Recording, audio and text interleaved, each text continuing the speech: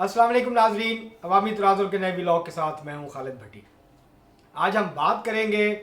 जो सूरत हाल का इस वक्त तहरीक इंसाफ को सामना है। इस वक्त बड़ा सवाल यह है कि क्या तहरीक इंसाफ इस सारी सूरत हाल से जो 9 मई के बाद पैदा हुई है उसमें से बाहिफाजत निकल पाएगी या टूट फूट का शिकार होकर बहुत कमज़ोर हो जाएगी। ये आज का मौजू है जिस पर हम गुफ्तगू करेंगे। इससे पहले कि हम मौजू की तरफ बढ़े हैं, आपसे गुजारिश है कि अगर आपने हमारा चैनल अवामी तराजुल अभी तक सब्सक्राइब नहीं किया तो उसको सब्सक्राइब कर लें। आपको व्लॉग पसंद आए तो उसको शेयर भी करें, लाइक भी करें और महज़ब अंदाज से अपनी राय का इजहार भी करें। अब हम बढ़ते हैं अपने आज के मौजू की तरफ। इस वक्त पूरे मुल्क में तहरीक इंसाफ के खिलाफ क्रैकडाउन जारी है। अब तक कोई 4,500 के करीब तहरीक इंसाफ के लीडर, एक्टिविस्ट, ओहदेदारान और वर्कर जो हैं वो गिरफ्तार हो चुके हैं। जब ये गिरफ्तारियां हो रही थी तो तहरीक इंसाफ में इतनी तशवीश नहीं थी, लेकिन जब से ये फैसला हुआ, पहले कोर कमांडर्स की कॉन्फ्रेंस में और फिर नेशनल सिक्योरिटी कमेटी के इजलास में, कि जो फौजी तनसीबात पर हमलों में मुलव्वस लोग हैं उनके खिलाफ जो है वो आर्मी एक्ट के तहत और ऑफिशियल सीक्रेट एक्ट के तहत जो है वो मुकदमात खसूसी अदालत में चलाए जाएंगे, जो कि ज़ाहिर है फौजी अदालत होगी। जबकि जो सिविलियन प्रॉपर्टीज़ के ऊपर अटैक्स हैं और सिविलियन जगहों के ऊपर अटैक्स हुए हैं उनके मुकदमा जो हैं वो एंटी टेररिज्म कोर्ट्स के अंदर चलाए जाएंगे, एंटी टेररिज्म एक्ट 1997 के तहत। अब पंजाब हुकूमत ने भी कल वाज़ेह ऐलान कर दिया और पहले जो लोग हैं 78 के करीब सुनने में आ रहा है अफराद जिनकी शनाख्त हो गई है, उनकी गिरफ्तारी डाल दी गई है और उनको CTD काउंटर टेररिज्म डिपार्टमेंट के हवाले कर दिया गया है, जो कि उनके खिलाफ चार्जशीट करके फिर तहकीकात करके आगे केस को आगे बढ़ाएंगे। बहुत सारे तहरीक इंसाफ के जो लीडरान हैं अब उनको हाई कोर्ट्स ने रिहा करना शुरू कर दिया है, जो 3 MPO के तहत गिरफ्तार थे और भी चंद दिनों तक जो है वो बाहर आ जाएंगे। जो लोग वीडियोस में नज़र आ रहे हैं तकरीरें करते या इश्तियाल अंगेज ट्वीट्स करते, बयानात देते, वो शायद उनकी ज़मानतें इतनी आसानी के साथ ना हों। और ये जो सीक्रेट एक्ट के तहत, ऑफिशियल सीक्रेट एक्ट के तहत और आर्मी एक्ट के तहत जो मुकदमात चलने हैं और कार्रवाई आगे बढ़नी है, इसमें सिर्फ जो गिरफ्तार कारकुन हैं जिन्होंने तोड़ फोड़ की वही नहीं आएंगे इसकी जद में, बल्कि जिन्होंने ये प्लान किया, जिन्होंने इश्तियाल दिलाया, जिन्होंने हुक्म सादर फरमाया कि जाओ और चढ़ दौड़ो, ये सब के ऊपर भी इसी किस्म के मुकदमात बनाने की तैयारियां हो रही हैं। अब जहाँ तक तो ताल्लुक़ है, मतलब मैं अगर अपनी ज़ाती राय दूँ एक जमहूरियत पसंद की हैसियत से, ख़ुद एक सियासी कारकुन और एक कारकुन सहाफ़ी के तौर पे, तो ये कोई अच्छी बात नहीं है कि आम सियासी कारकुन जो हैं उनका आर्मी एक्ट के तहत जो है वो ट्रायल किया जाए, मिलिट्री कोर्ट्स में उनका ट्रायल किया जाए। लेकिन प्रॉब्लम ये है कि पाकिस्तान का कानून ये कहता है कि जब आप फौजी तनसीबात पे हमला करेंगे, आप सिविलियन हो या कोई भी हो, तो फिर आपका जो ट्रायल है वो होगा। और इमरान खान साहब और तहरीक इंसाफ बहुत हाई मॉरल ग्राउंड पे होती अगर तहरीक इंसाफ की हुकूमत के दौर में इंसानी हकूक़ के कारकुनों, सियासी कारकुनों को और लोगों को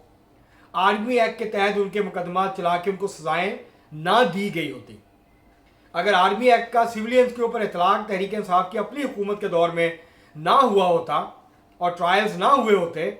तो फिर तहरीक इंसाफ ये कह सकती कि देखें हमने किसी को अपने दौरे हुकूमत में इस तरह से ट्रायल नहीं किया, हमने कोई जो है वो आर्मी एक्ट का इतलाक सिविलियंस के ऊपर नहीं किया। तो ये चल रहा है सिलसिला, नून लीग की हुकूमत से ये सिलसिला शुरू हुआ था, जो तहरीक इंसाफ की हुकूमत में भी चलता रहा और अब इस हुकूमत के अंदर भी ये चल रहा है। एक तो ये बात। दूसरी बात ये है कि तहरीक इंसाफ ने बहुत ज़्यादा मिस कैलकुलेट किया सूरत हाल को और अब वो इस सूरत हाल के अंदर फंस गए हैं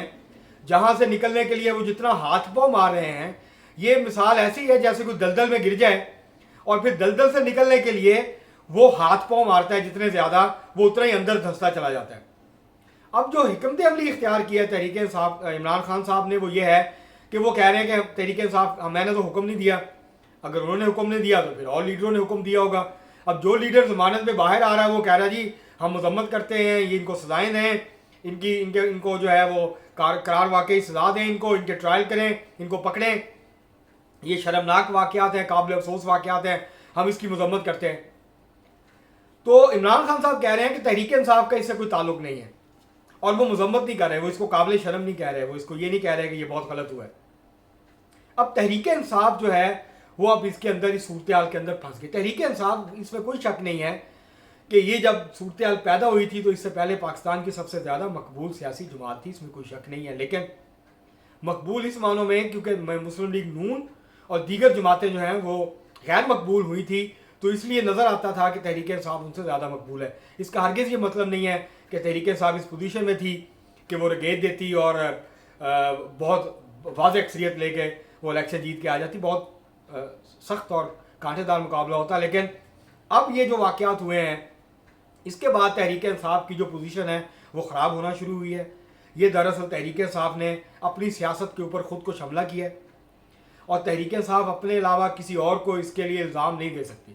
تحریک انصاف یہ جو بیانیہ بنانے کی کوشش کر رہی ہے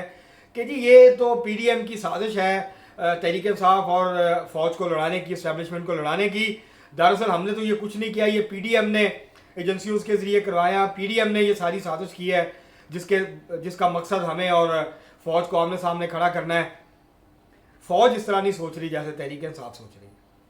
اور جو اب تک کی بیانات آئے ہیں، جو آئی ایس پی آر کی اسٹیٹمنٹس آئی ہیں، جو نیشنل سیکورٹی کمیٹی کا اعلامیہ جاری ہوا ہے،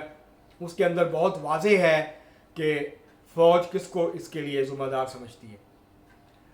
تو یہ جو ہے، یہ جو ساری صورتحال تحریک انصاف نے خود اپنے لیے پیدا کی ہے، اس میں اب پی ڈی ایم کو جو ہے وہ پی ڈی ایم اب بہت پر اعتماد ہوتی جا رہی ہے۔ پی ڈی ایم اس صورتحال سے ظاہر ہے وہ سیاسی حریف ہے تحریک انصاف کے، جیسے تحریک انصاف اس وقت فائدہ اٹھا رہی تھی اور بینیفیشری تھی جب مسلم لیگ نون کے خلاف اور پیپلز پارٹی کے خلاف اسٹیبلشمنٹ کھڑی ہوئی تھی اور ان کو کمزور کر رہی تھی، تو تحریک انصاف کو اس کا فائدہ ہو رہا تھا، تو تحریک انصاف جو ہے وہ تالیاں بجا رہی تھی، تحریک انصاف جو ہے واہ واہ کر رہی تھی، تحریک انصاف آشیرواد دے رہی تھی، تحریک انصاف حمایت کر رہی تھی۔ اب تحریک انصاف ریسیونگ اینڈ پہ ہے، تو ظاہر ہے مسلم لیگ نون، پیپلز پارٹی اور دیگر جماعتیں جو ہیں وہ اس صورتحال کا فائدہ اٹھانے کی کوشش کریں گی، اور جتنی سیاسی حمایت لوز کرے گی تحریک انصاف، اس کا فائدہ جو ہے وہ مسلم لیگ نون کو اور پی ڈی ایم کو جماعتوں کو ہوگا۔ تو وہ تو چاہتے ہیں یہ صورتحال اور خراب ہو تحریک انصاف کے لیے، لیکن تحریک انصاف کی طرف سے ابھی تک کوئی ایسی کوشش نظر نہیں آئی سامنے کہ جس میں وہ اس صورتحال کو صحیح طور پر سمجھ کر اس سے نکلنے کی کوئی بہتر کوشش کر رہے ہوں، بلکہ وہ اس صورتحال کو دن بدن مزید خراب کرتے جا رہے ہیں۔ مثلا ابھی تک جو ایم این اے تھے کراچی سے، محمود مولوی نائب صدر تھے تحریک انصاف سندھ کے، انہوں نے پارٹی چھوڑ دی۔ عامر محمود کیانی جو سابق جنرل سیکرٹری، مرکزی جنرل سیکرٹری تھے تحریک انصاف کے، وفاقی وزیر تھے، ایم این اے تھے پنڈی سے، آج کل ایڈیشنل جنرل سیکرٹری تھے، وہ چھوڑ گئے۔ اسی طرح اور لوگ چھوڑنے کی تیاریاں کر رہے ہیں۔ اس وقت جو مختلف ذرائع سے خبریں آ رہی ہیں وہ یہ ہیں کہ تقریباً 1.5 سے 2 درجن تحریک انصاف کے ایم این ایز اور ٹکٹ ہولڈر ایم این اے کے جو ہیں وہ تحریک انصاف چھوڑنے کے بارے میں سنجیدگی سے سوچ رہے ہیں۔ تو یہ جو صورتحال ہے اس سے وقتی طور پہ تحریک انصاف کو بہت زیادہ سیاسی نقصان پہنچنے کا امکان موجود ہے، اور ہو بھی رہا ہے تحریک انصاف کو نقصان۔ اور اگر اس صورتحال کا آپ تھوڑا سا دیکھیں تو یہ ویسی ہی صورتحال ہے جیسی جب حامد میر صاحب کے اوپر حملہ ہوا تھا کراچی میں، ان کو گولیاں لگی تھی، اس کے بعد جب جیو نے الزام لگایا تھا ڈائریکٹر جنرل اس وقت کے آئی ایس آئی میں لیفٹیننٹ جنرل ظہیر الاسلام پہ، ان کی تصویر چلائی تھی اسکرین پہ اور الزام لگایا تھا ان سے مستعفی ہونے کا دعویٰ کیا تھا، تو اس کے بعد جو صورتحال پیدا ہوئی تھی اور جہاں سے پھر معاملات خراب ہونا شروع ہوئے تھے پی ایم ایل این کے اور میاں نواز شریف صاحب کے، فوج کے ساتھ، اسٹیبلشمنٹ کے ساتھ، تو تحریک انصاف بھی وہیں کھڑی ہے اور بڑی تیزی کے ساتھ صورتحال جو ہے وہ تحریک انصاف کے لیے خراب ہوتی جا رہی ہے۔ میں ذاتی طور پہ یہ سمجھتا ہوں کہ کسی بھی سیاسی جماعت کو بزور قوت یا ریاستی طاقت کے ذریعے سائیڈ لائن نہیں کیا جانا چاہیے، بلکہ اس کا احتساب، اس کی جو سیاست ہے وہ دوام اس نے پانا ہے یا اس نے ختم ہونا ہے، اس کا فیصلہ پاکستان کے عوام کو کرنا چاہیے، پاکستان کے ووٹرز کو کرنا چاہیے، اور الیکشن کے اندر اس بات کا فیصلہ ہونا چاہیے کہ کون سی جماعت پاپولر ہے، کون سی جماعت پاپولر نہیں ہے، کس جماعت کو عوام اعتماد دیتے ہیں، کس جماعت کو عوام مسترد کرتے ہیں۔ لیکن تحریک انصاف نے خود اپنے آپ کو اس صورتحال میں لا کے پھنسایا ہے، اور اب اگر تحریک انصاف نے ریالٹی کو ایکسیپٹ نہ کیا، صورتحال کو درست طور پہ اس کا تجزیہ نہ کیا، اور اب بھی اونچی ہواؤں میں اڑنے کی کوشش کی، اور اب بھی اپنی پاپولیرٹی کو اوور ایسٹیمیٹ کیا، اور دوسروں کی جو طاقت ہے اس کو انڈر ایسٹیمیٹ کیا تو آنے والے دنوں میں تحریک انصاف کے لیے مشکلات میں اور اضافہ ہو جائے گا اور تحریک انصاف کے الیکشن جیتنے کے امکانات جو ہیں وہ کم سے کم ہوتے جائیں گے. آج کے لیے اتنا ہی، بہت شکریہ.